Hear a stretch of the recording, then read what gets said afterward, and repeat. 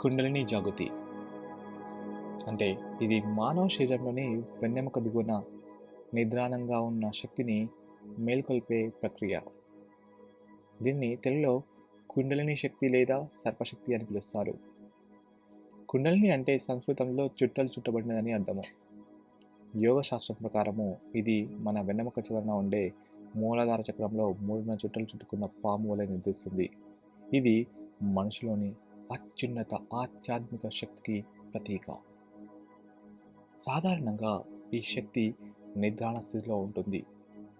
యోగ సాధన, ప్రాణాయామము లేదా ధ్యానం ద్వారా ఈ శక్తిని మేల్కొల్పినప్పుడు అది వెన్నెముక గుండా ప్రవహిస్తూ షట్చక్రాలను అంటే 6 చక్రాలను దాటుకొని శిఖర భాగంలోని సహస్రార చక్రాన్ని చేరుతుంది. కుండలిని మేల్కొనే సమయంలో శారీరకంగా మరియు మానసికంగా కొన్ని మార్పులు కనిపిస్తాయి.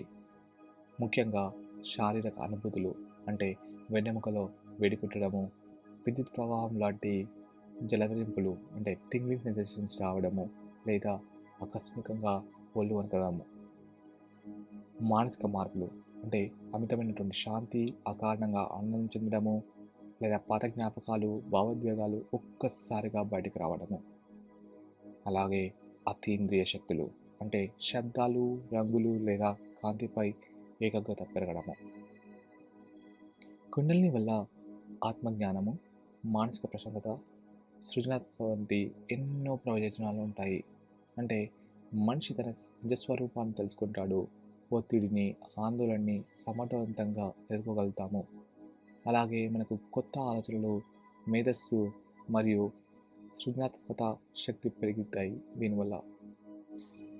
కుండలిని అనేది చాలా శక్తివంతమైనది. సరైనటువంటి గురువు లేకుండా దీన్ని ప్రయత్నించడం చాలా ప్రమాదకరము. ఈ శక్తి అకస్మాత్తుగా మేల్కొంటే నాడీ వ్యవస్థపై ప్రభావం చూపి శారీరక లేదా మానసిక ఇబ్బందులు కలుగుతాయి. కుండలిని యోగం అనేది కేవలము శారీరక వ్యాయామము కాదు, అది ఒక ఆధ్యాత్మిక పరిణామము.